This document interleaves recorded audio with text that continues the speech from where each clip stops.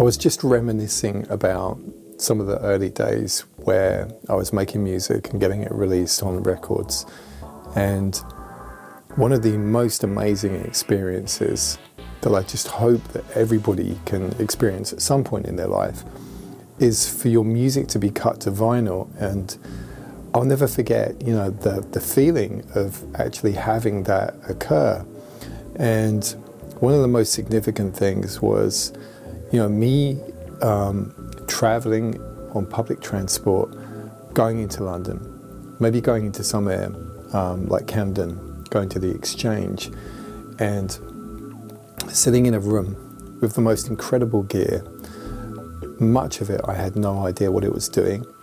Lots of racks of really expensive stuff, incredible speakers, a fantastically treated room, and the expertise of an engineer whose job was solely to take your track and make it sound great on vinyl, So you'd walk in the room, they'd get the track up, they'd start playing around with the EQ, multi-band compression, other things that they would do to try to get it sitting well.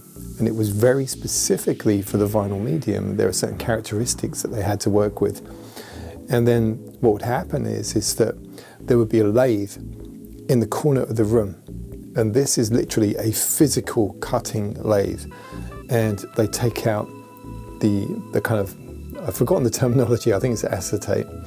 And then what happens is whilst your track is playing, there's kind of liquid and there's this thing cutting, the record's spinning around, and it's creating an inverse of what the record will be, because it will be pressed and turned into the record that you're going to play back. But hearing your music obviously on the big speakers, and then sounding great because the mastering engineer has worked with it, but then hearing this little tiny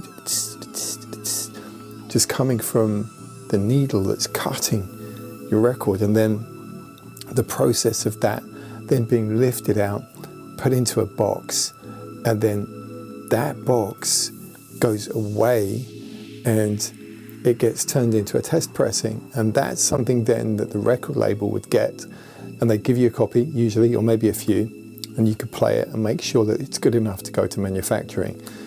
And then it would go off to the pressing plant, and then you'd wait, and then it would come back.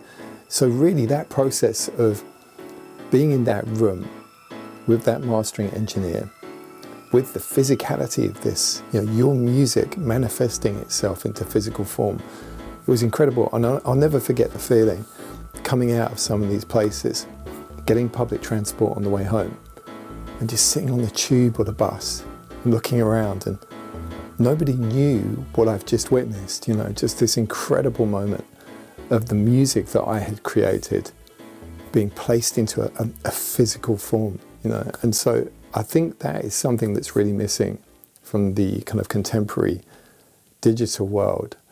And I just really hope that some of you get the chance to just witness that process for yourselves.